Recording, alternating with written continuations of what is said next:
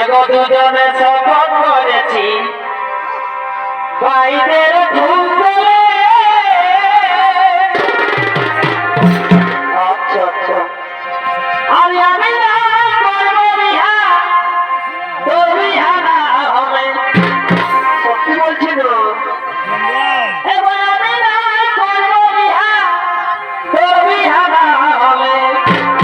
দেখছি তো আমাদের গোপন প্রীতি গো চলুক তলে তলে।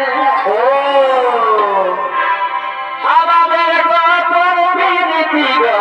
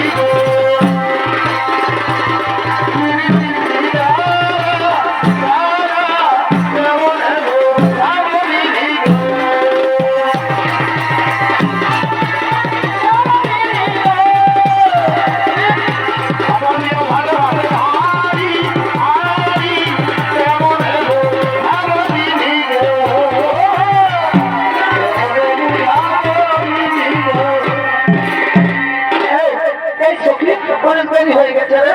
চলো সখী, এবার আমরা ঘরে ফিরে যাই। তাই চলো সখী, তাই চলো।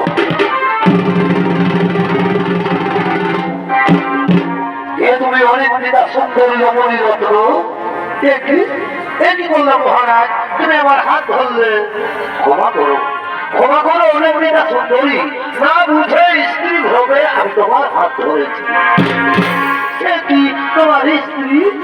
হ্যাঁ, আমার স্ত্রী জাহ্নবী।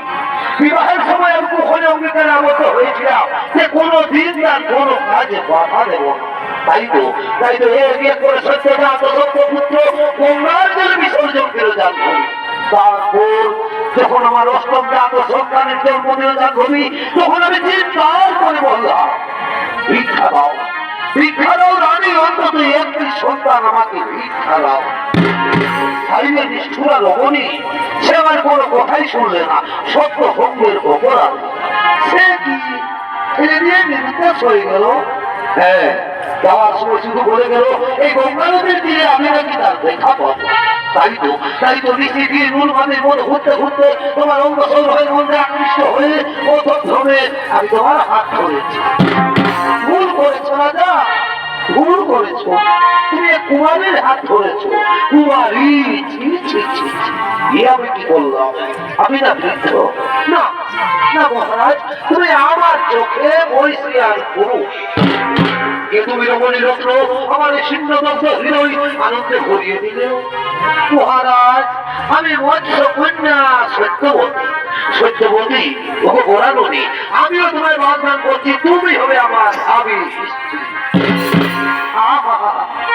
আজ আকাশটা কি সুন্দর, কত স্নিগ্ধ, কি সুন্দর গাছের ডালে ডালে পাখিরা গান গাইছে। মহারাজ, তাই আজ আমাকে আনন্দে গাইতে ইচ্ছে করছে। তুমি যে আমার সত্যবতী নয়নের রমণী, তুমি যে আমার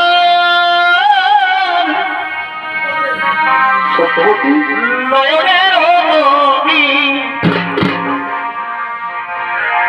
বলতে পারেনি আজ ভুলিনি।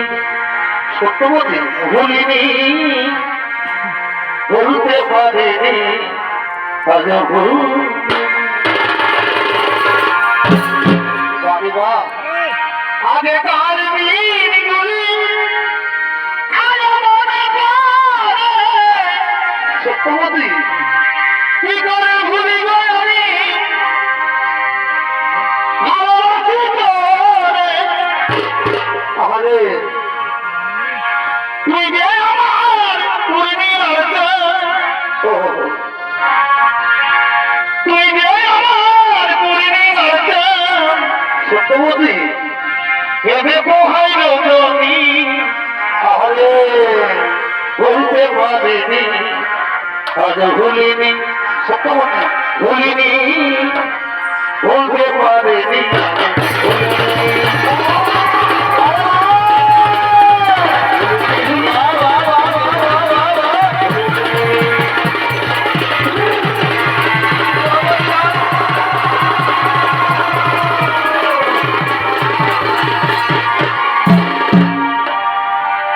তুমি জানো না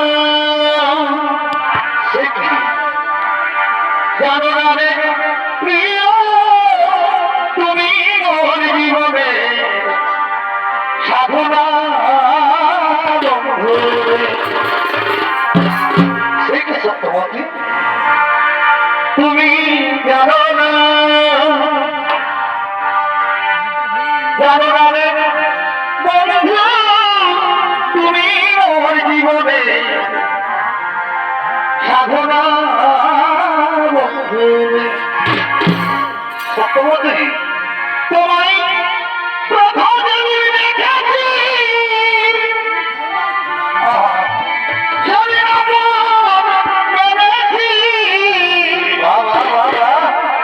সত্যবতী সেই কথা তুমি জানো জানো না তুমি বোঝো না জানো না রে প্রিয়